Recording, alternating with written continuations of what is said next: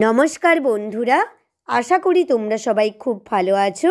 আমার স্নিগ্ধা মহাপাত্র চ্যানেলে তোমাদের সবাইকে স্বাগত জানিয়ে আজকে সুকান্ত ভট্টাচার্যের লেখা কবিতা সিপাহী বিদ্রোহ তোমাদের আবৃত্তি করে শোনাচ্ছি। হঠাৎ দেশে উঠল আওয়াজ, হো হো হো হো হো হো। চমকে সবাই তাকিয়ে দেখে সিপাহী বিদ্রোহ। আগুন হয়ে সারাটা দেশ ফেটে পড়ল রাগে। ছেলে বুড়ো জেগে উঠল 90 সন আগে। 100 বছর গোলামিতে সবাই তখন ক্ষিপ্ত। বিদেশিদের রক্ত পেলে তবেই হবে তৃপ্ত। নানা সাহেব তাঁটিয়া টুপি, ঝাঁসির রানী লক্ষ্মী, সবার হাতে অস্ত্র, নাচে বনের পশু পক্ষী।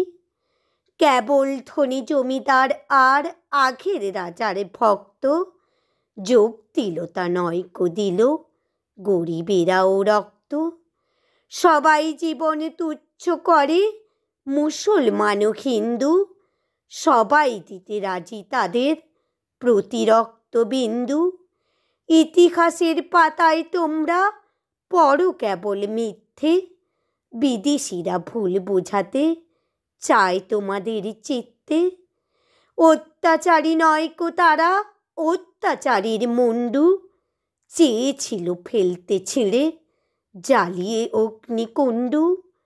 নানা জাতের নানান সেপাই, গরিব এবং মূর্খ, সবাই তারা বুঝেছিল অধীনতার দুঃখ।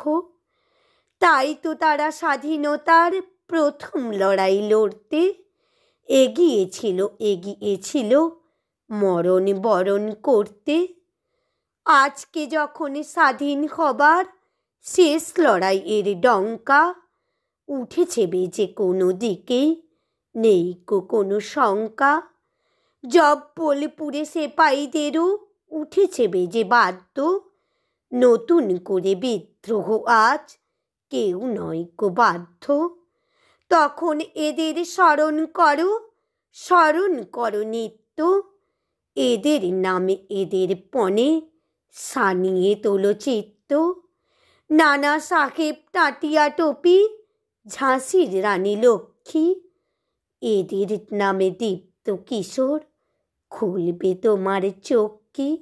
নমস্কার বন্ধুরা, কবিতাটি এখানেই শেষ করলাম। আমার কবিতাটি যদি ভালো লেগে থাকে প্লিজ তোমরা আমার চ্যানেলটি লাইক, কমেন্ট ও সাবস্ক্রাইব করে আমার পাশে থেকো।